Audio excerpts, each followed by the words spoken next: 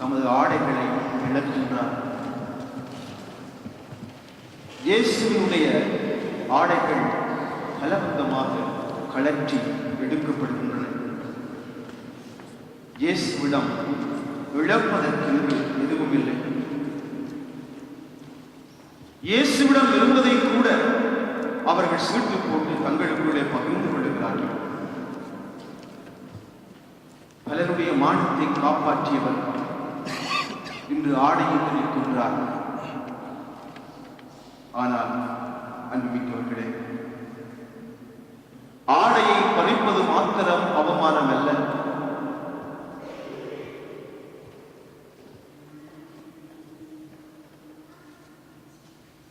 அரைகுறை ஆடை உடுத்தி அடுத்தவரை பாவத்திற்கு விளக்காட்டுவது அவமானம்.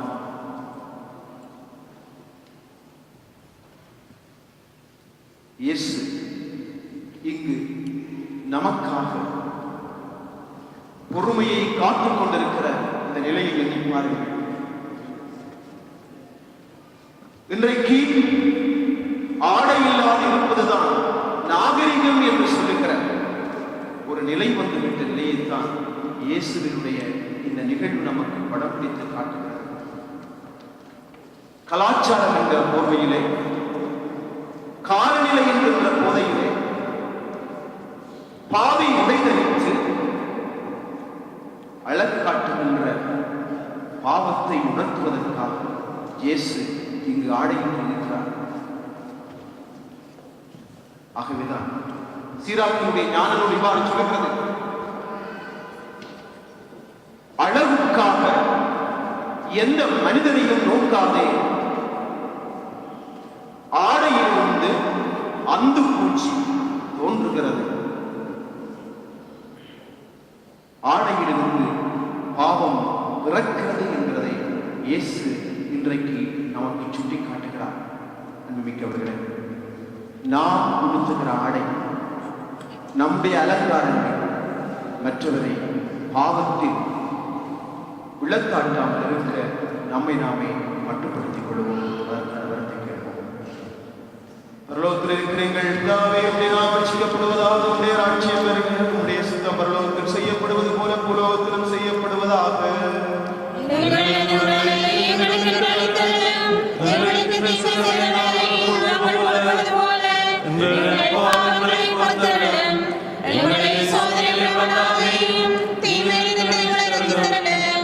எங்கள் மேல் இரக்கமாயிரும் சுவாமி.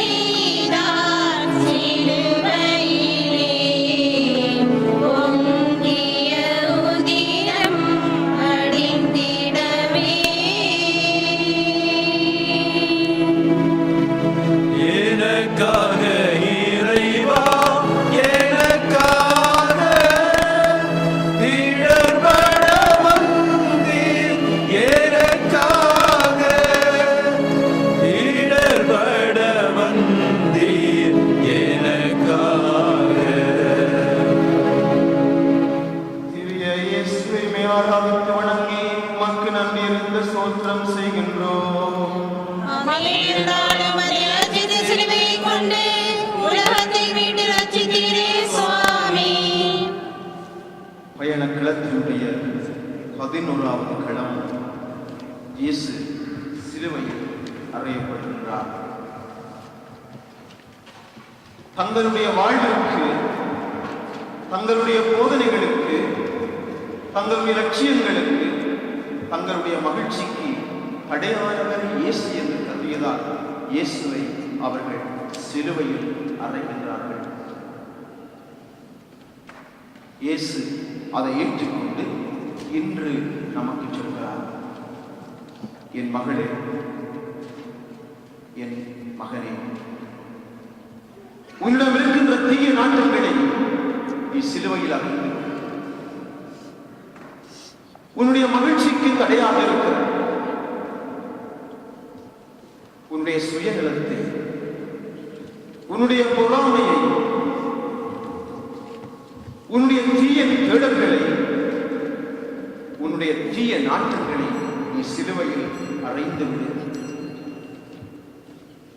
சிலுவையில் அறையப்பட வேண்டிய 3 விடயங்களை சீராக்கினுடைய புத்தகத்திலே ஆண்டவர் இவ்வாறு வரையறுக்கின்றார். 3 வகை மனிதரை நான் வெறுக்கின்றேன். அவர்களின் வாழ்வை நான் பெரிதும் அருவருக்கின்றேன். அவர்கள் முதலாவது இருமாப்பு கொண்ட ஏழைகள். இருமாப்பு கொண்ட மனிதரை ஏழைகள் என்று சொல்கிறார்கள்.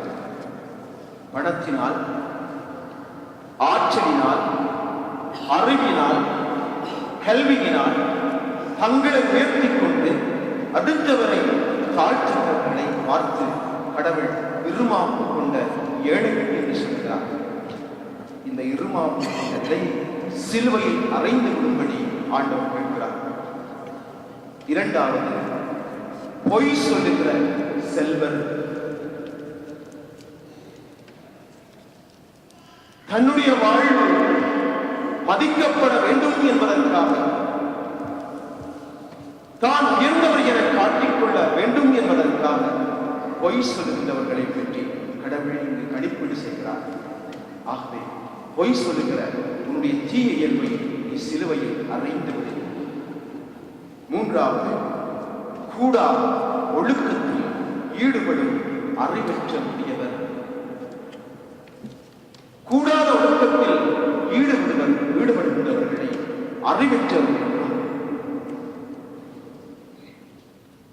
பாழ்விட்டு போனவர்கள் என்றும் கடவுள் சொல்கிறார். ஆகவே நம்முடைய கூடா ஒழுக்கத்தை சிலுவையில் அறைந்து விடுவோம். அதற்காக ஆண்டவரிடம் வருகிறோம். பரலோகத்தில் இருக்கிற எங்கள் பிதாவே, உம்முடைய நாமம் செய்யப்படுவதாக, உம்முடைய ராஜ்யம் வருக. உம்முடைய சித்தம் பரலோகத்தில் செய்யப்படுவது போல பூலோகத்திலும் செய்யப்படுவதாக. எங்களுக்கு தீமை செய்தவர்களை நாங்கள் பொறுப்பது போல எங்கள் பாவங்களை பொறுத்தருளும். எங்களை சோதனையில் விடாதேயும், தீமையிலிருந்து எங்களை ரட்சித்தருளும். எங்கள் மேல் இரக்கமாயிரும் சுவாமி. எங்கள் மீது இரக்கமாயிரும். மரித்த விசுவாசிகளுடைய ஆத்துமங்கள் சர்வீசுடைய இரக்கத்தினால் சமாதானத்திலே வாழக் கடவுளே.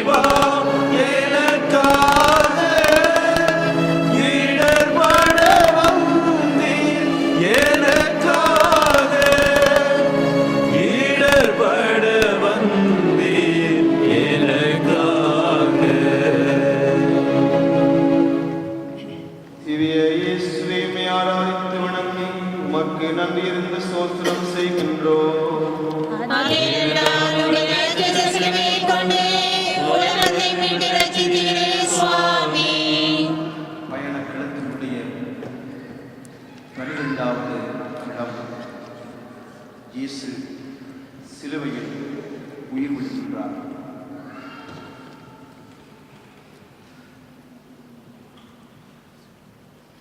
ஒருபடி மன்னன் கடவுள் தன்னுடைய உயிர் மூச்சை ஊதினார். அந்த உயிர் மூச்சு அடங்கி போகிற பொழுது மீளவும் நாம் மண்ணுக்குள்ளேயே செல்கின்றோம். எத்தனையோ சாவுகளை நாம் நாளாந்தம் சந்திக்கின்றோம். ஒவ்வொரு சாவும் நம்மை வாட்டி வதைத்துக் கொண்டே இருக்கிறது. சாவை சந்திக்க பல மனிதர்கள் பயப்படுகிறார்கள். சில மனிதர்கள் சாவின் மூலம் சாதனை படைக்கிறார்கள். இன்னும் சிலர் சாவை வலிந்து வரவழைத்துக் கொள்கிறார்கள். இயேசுவினுடைய சாவு எத்தகைய சாவு! அது சாதனைக்கான ஒரு சாவு, உண்மையை நிலைநாட்டுவதற்கான ஒரு சாவு, ஆண்டவருடைய வாக்குறுதிகள் நிறைவேறும் என்கிறதை காட்டுவதற்கான ஒரு சாவு, அநீதியை அழித்துவிட முடியாது என்பதை காட்டுகின்ற ஒரு சாவு.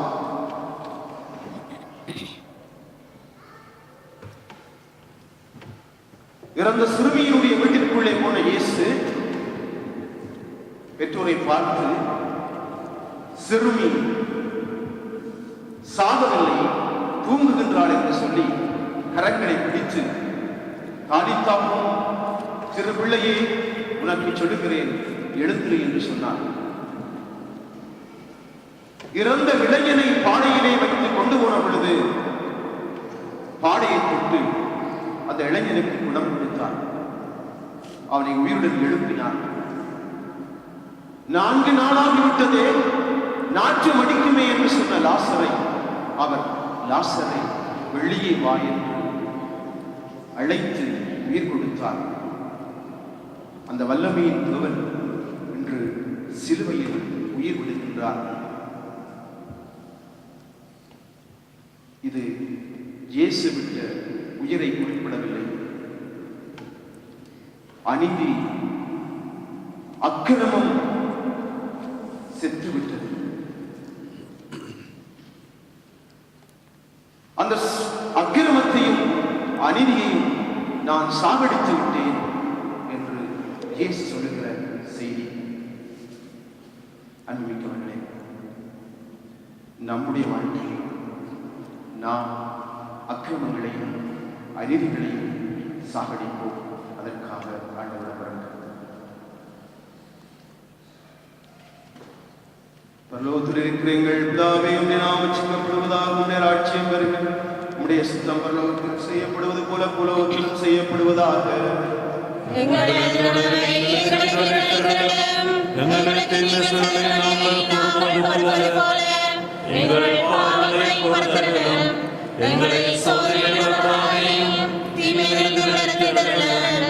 எங்கள் மேல் இரக்கமாயிரும் சுவாமி.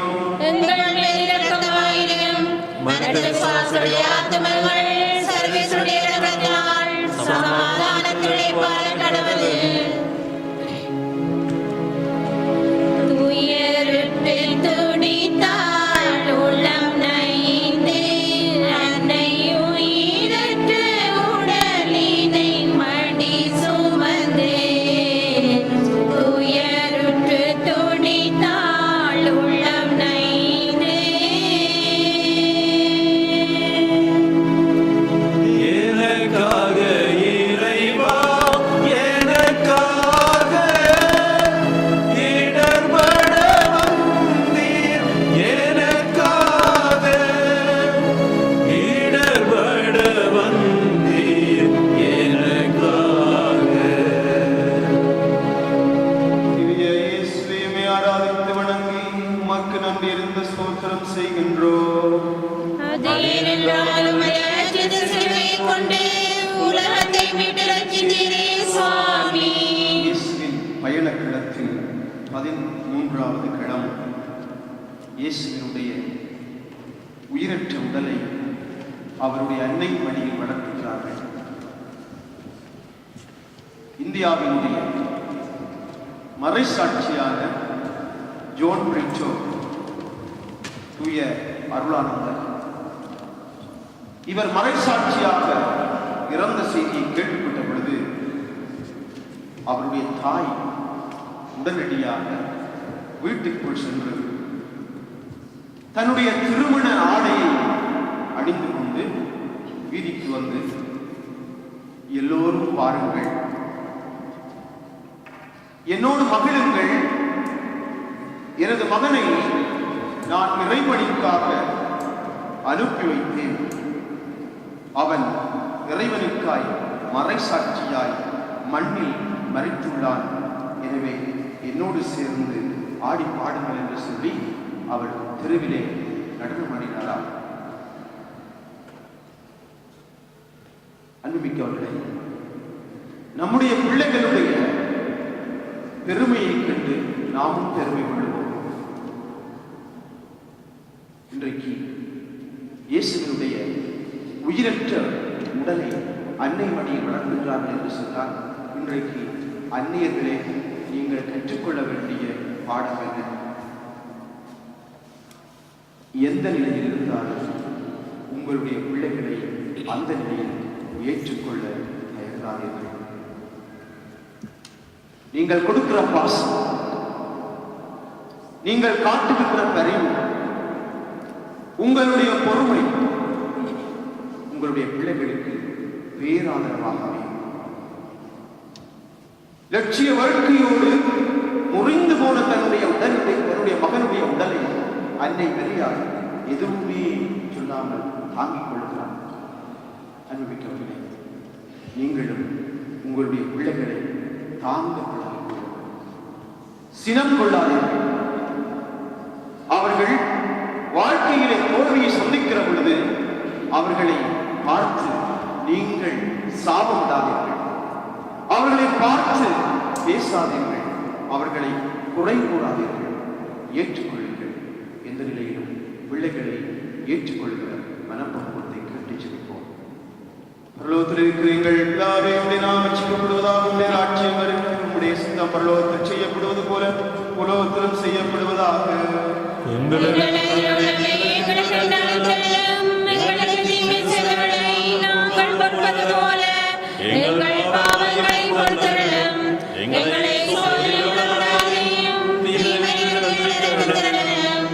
எங்கள் மேல் இரக்கமாயிரும் சுவாமி, எங்கள் பேரில் இரக்கமாயிரும்.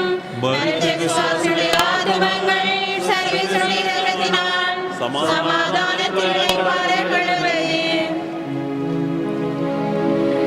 ஒடுங்கிய உமதுடல் பொதியப்பட்டு நீரடங்கிய கல்லறை உமதன்றே.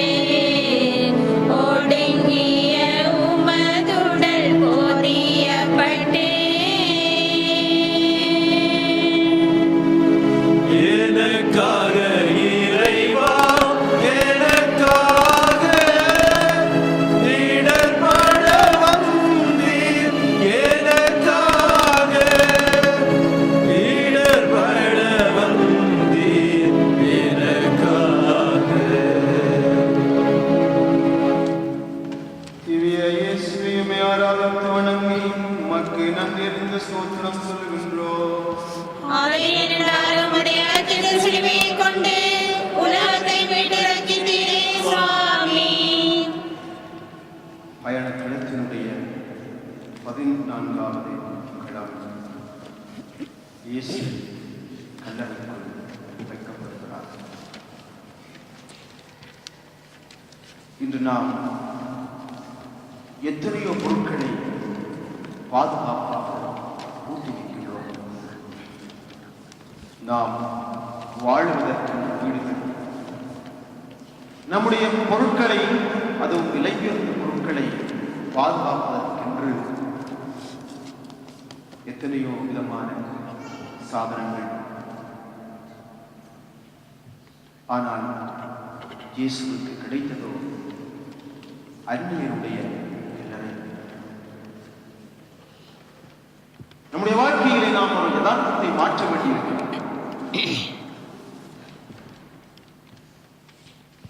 அடுத்தவருக்கு குழி தோண்டாதே என்று நாம் பலர் சொல்லுவோம்.